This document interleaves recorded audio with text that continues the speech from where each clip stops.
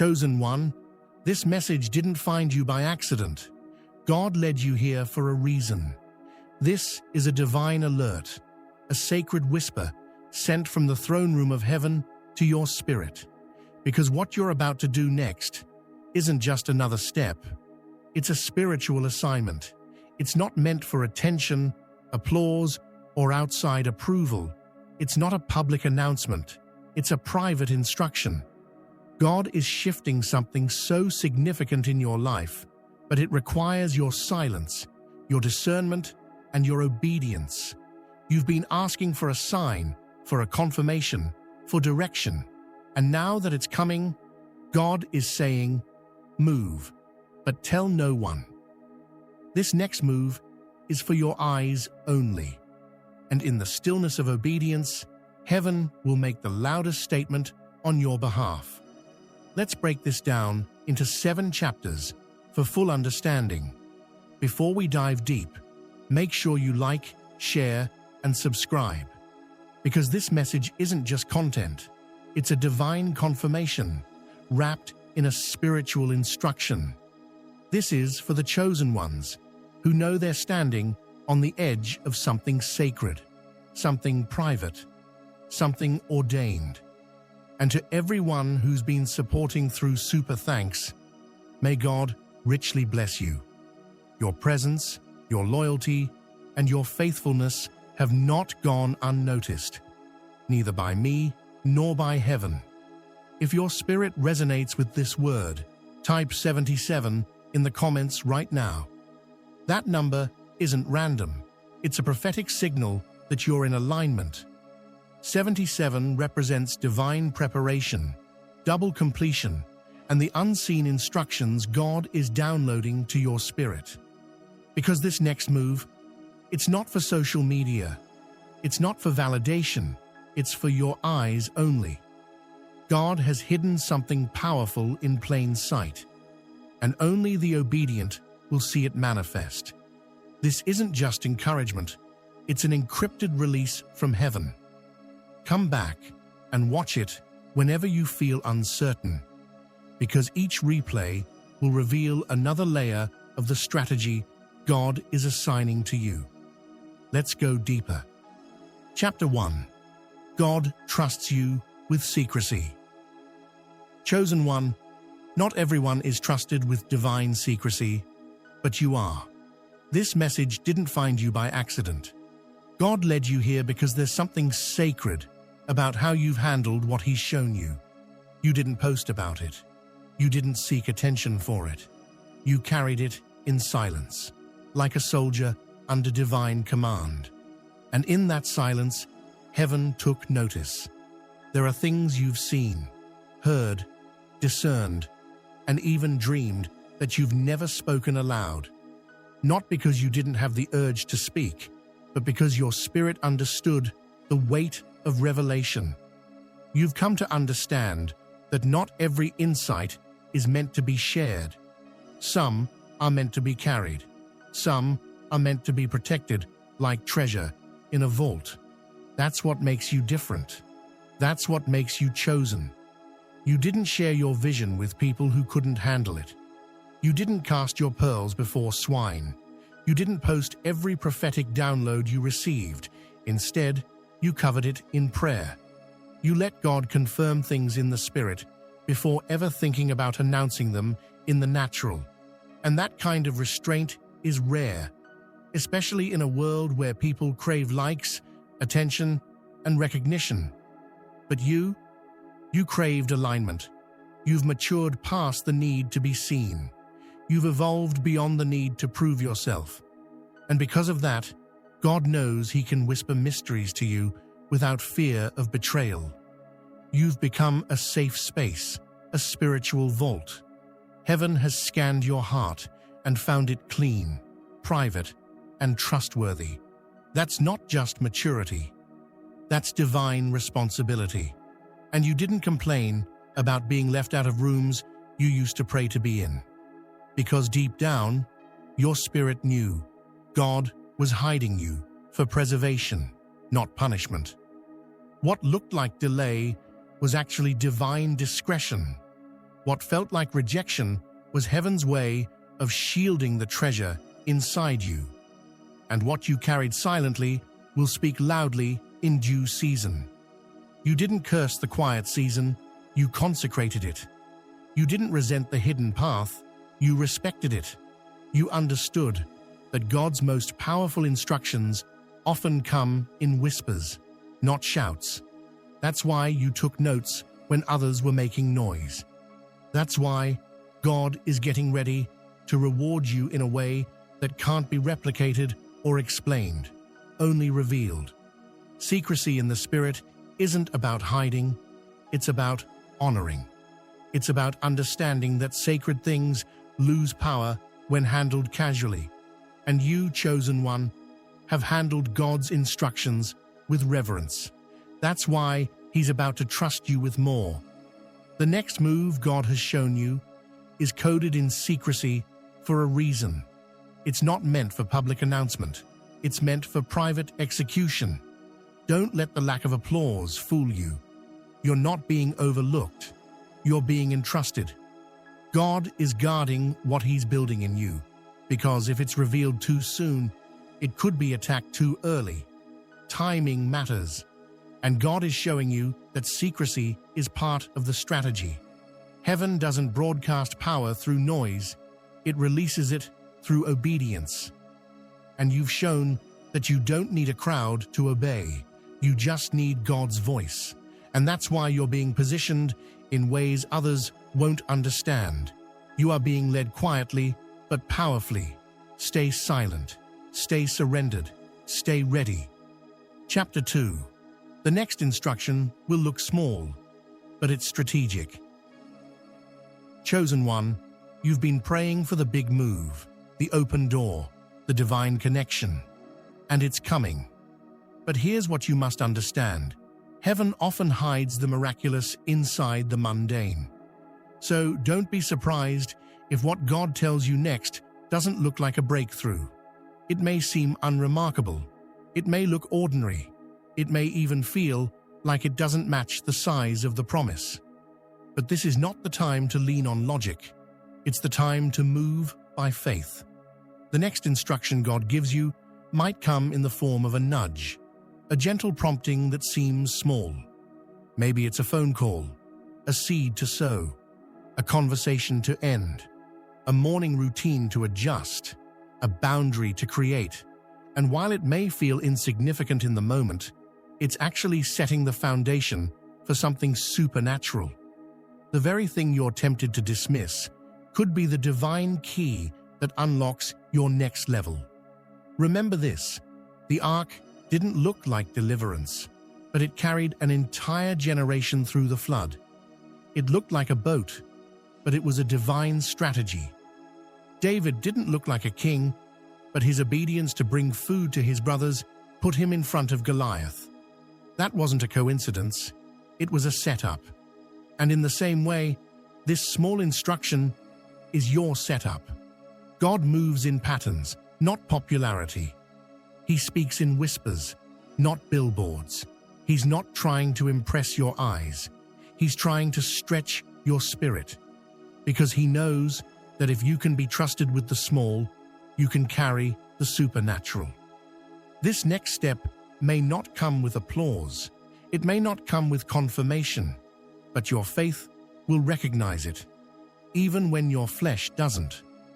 This instruction may be to send a message, to write that book in silence, to launch that vision without a platform, to release a relationship that drains your purpose, or to walk away from a room that no longer aligns with your destiny. And while others may question you, heaven is applauding you. You're not called to be understood. You're called to be aligned. Others may call it foolish, but God calls it foundational. What feels small is actually sacred. What seems quiet is actually loud in the Spirit. The angels know what this step will unlock. Demons tremble at your obedience, and your future is already being rewritten because of what you're about to do. Don't underestimate the power of this next act of obedience. It's going to shift the next 7 years of your life. Yes, 7. That's why 77 keeps showing up. It's a divine confirmation that your double portion is tied to quiet instruction. This isn't just another day. It's a prophetic window. This isn't just a task. It's a trigger for transformation. You may not feel ready, but the instruction is. And the moment you obey, the heavens will respond. So move, even if it feels small, even if no one claps, even if no one sees it. Move because God said so. That's the kind of obedience that opens portals. That's the kind of faith that makes history. That's the kind of movement that changes everything. Your obedience in this moment is the strategy for your destiny. Chapter 3. Don't post the process. Protect it. Chosen one, in this culture of oversharing, where everyone feels pressured to publicize every move, silence has become a form of radical obedience. While others are busy posting, promoting, and proving, God is calling you to protect. What He's doing in your life right now is too sacred to be shared prematurely. This isn't a season for updates.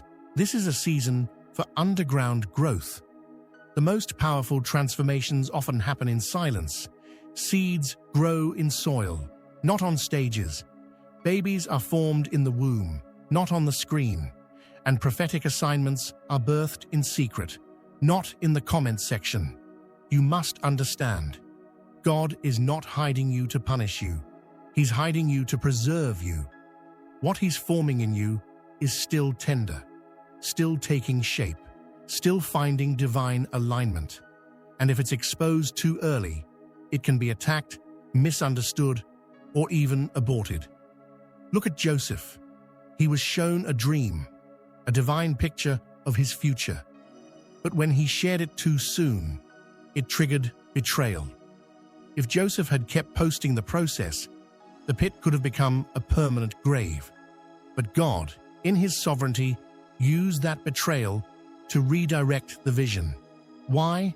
Because Joseph didn't give up. He didn't leak the prophecy again. He learned how to trust God with the timeline. And he came out not just as a survivor, but as a ruler. Chosen one, the spotlight is not your assignment right now. Silence is. Don't confuse visibility with value. Just because it's quiet doesn't mean it's not working. God is doing something massive behind the scenes, and He doesn't need an audience. He needs your agreement. You are in a divine season where secrecy is strategy. Protection is the priority. The blueprint you've received isn't for public consumption. It's for private preparation. Don't leak the prophecy just because you're craving validation. Don't reveal the plan just to silence doubters. Don't open the scroll prematurely just because you're anxious. What you're carrying is fragile, and fragility demands privacy. Even Jesus, after healing certain people, told them not to speak of it yet. Why? Because timing matters. Exposure without timing leads to warfare you're not yet prepared for. And understand this: the enemy can't fight what he can't see. So if you want to move in power, stay hidden until God says now. Not when you feel like it. Not when others start asking questions. Not when you get impatient.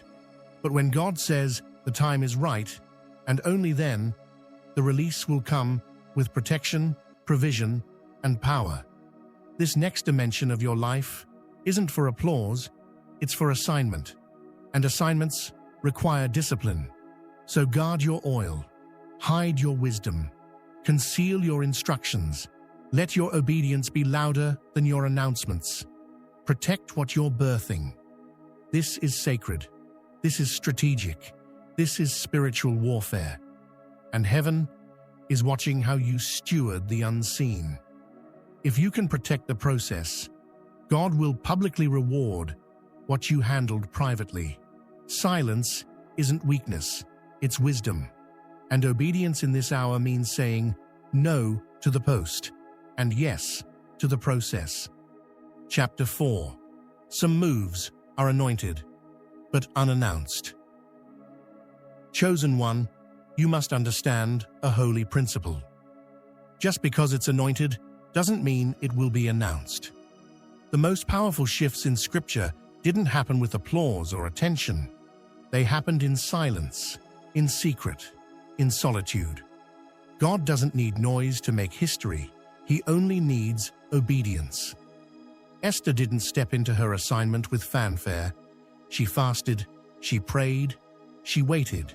And when she moved, she didn't move loud. She moved accurately. And that single, unannounced move preserved an entire nation. Moses didn't come back to Egypt with a marching band or a post saying, "I'm back." He came with a staff and a word from heaven. He didn't need to be loud, he needed to be sent. And Jesus, the Anointed One himself, often healed in silence, withdrew from crowds, and told people not to share what had just happened. Why? Because the power wasn't in the promotion.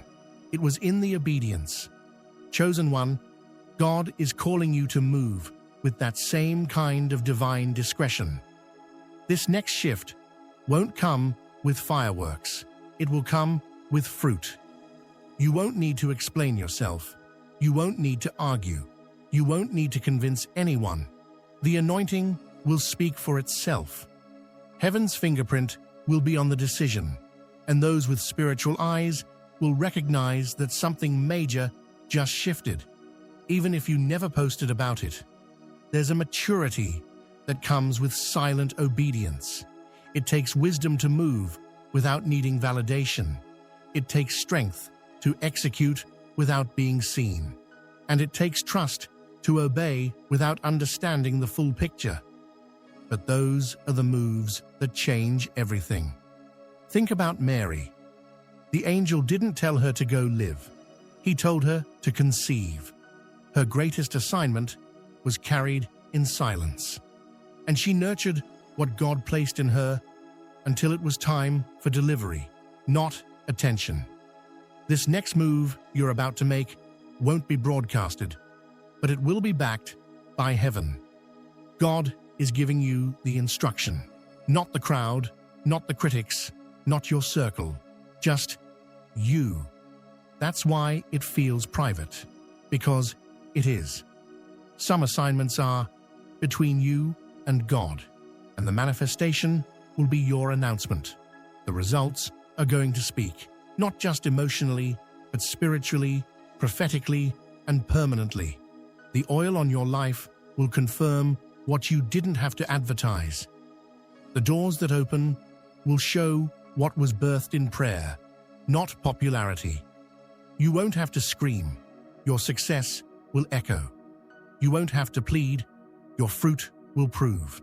And when you do finally speak, you won't be speaking from a place of need or insecurity. You'll be speaking from manifestation, authority, and clarity. God doesn't want you distracted by the need to be seen. He doesn't want you wasting time explaining what only heaven has the right to reveal. He's not interested in likes or shares. He's interested in impact. And impact doesn't need a mic. It needs movement. So release the pressure to announce it. Stay low. Stay yielded. Stay hidden. Let the oil on your obedience mark the atmosphere. Let the spirit behind your silence release fire in places where words cannot reach. This next move has no room for ego, only execution. And God is about to use your quiet yes to produce a loud shift. Chapter 5. This is a strategic detour, not a delay. Chosen one, you may be asking yourself, why is this taking so long? Why does it feel like I've been hidden? Why does it seem like the more I obey, the more silent things get? But here's the truth. This is not a delay. It's a detour, and it's strategic. God isn't punishing you. He's positioning you. What you're experiencing right now is a divine redirection, not because you missed the mark, but because God is making sure you don't miss your moment. You're not being slowed down, you're being shielded. You're not being overlooked, you're being overprotected. And when God is protecting something precious, He often conceals it. Ask any mother carrying a child. There's a sacred protection around something that's still forming. You see, what God is preparing in your life is too weighty to be exposed to familiar patterns. The route you used before cannot hold what's coming next. If He took you the usual way, you'd run into the same patterns, the same warfare, the same watchers. And this time, the glory on your next move is too sacred to let it fall into familiar sabotage. That's why things have felt slower, because God is rebuilding the road beneath you. That's why doors have been silent, because God is installing new gates. That's why people have disappeared, because God is filtering your access. You've been praying for open doors, but God has been busy removing distractions and rerouting your steps, so the destination doesn't destroy you. This detour is actually a divine disguise. Your enemies can't block a move they don't see coming. Your haters can't sabotage a blessing they don't even know exists. Some of the people that were watching you in the last season were only there to delay you. That's why God took you the long way around. He's not just leading you to destiny. He's protecting the delivery. If you had taken the shortcut, your spirit wouldn't be strong enough to handle the weight of the crown. If you had stayed on the fast route, your discernment wouldn't be sharp enough to notice the fake support. But now, you're being trained in silence. You're being fortified in stillness. And when you finally arrive, you won't be drained. You'll be ready. This detour is God's way of controlling the narrative. You won't have to defend your absence. You won't have to explain your silence. The moment He says go, you'll realize the path you're on wasn't random. It was revelation. It was the long way, yes, but it was the safe way, the protected way, the heaven-backed way. You may not understand it now, but soon you'll look back and say, God, thank you for taking me the long way. Thank you for saying no to what I thought I needed. Thank you for hiding me when I wanted to be seen. Thank you for protecting the prophecy, even from me. So stay faithful, even when it feels like nothing is happening. Stay obedient, even when the silence is deafening. The detour isn't a delay, it's divine direction.